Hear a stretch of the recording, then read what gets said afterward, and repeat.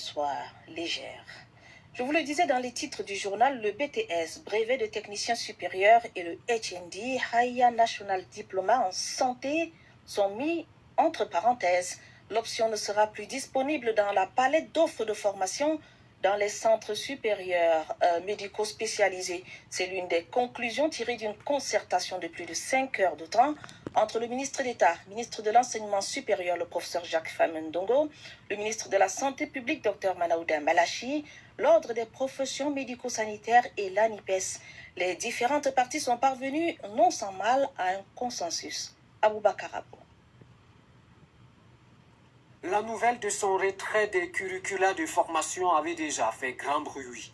Aujourd'hui, il est question de prononcer de façon formelle le décès du BTS en santé ou de lui accorder un sursis au sein des formations supérieures privées.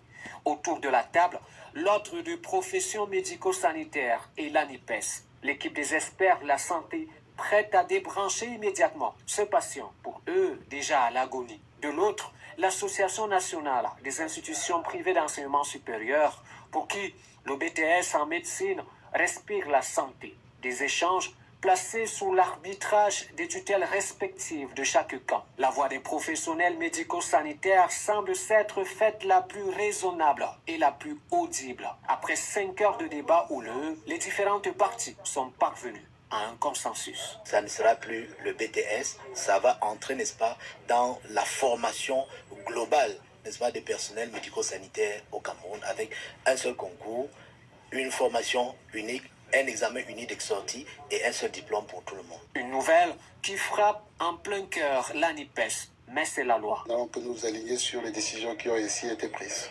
Pour l'instant, nous appelons tout simplement les institutions privées d'enseignement supérieur à continuer la formation au niveau 2, 3 pour la suite, mais que pour cette année, on devrait donc suspendre la formation. Les étudiants déjà actifs sur le terrain évoluant avec cette qualification devront retourner sur les bancs pour compléter leur formation. Pour le BTS, ceux qui sont en deuxième année vont continuer leur cursus normalement. Les travaux ont prévu les mécanismes pour régulariser ceux-là qui sont déjà en formation. L'intérêt supérieur que constituent les questions de santé et de formation ont réussi à concilier les deux parties. La décision prend effet immédiat.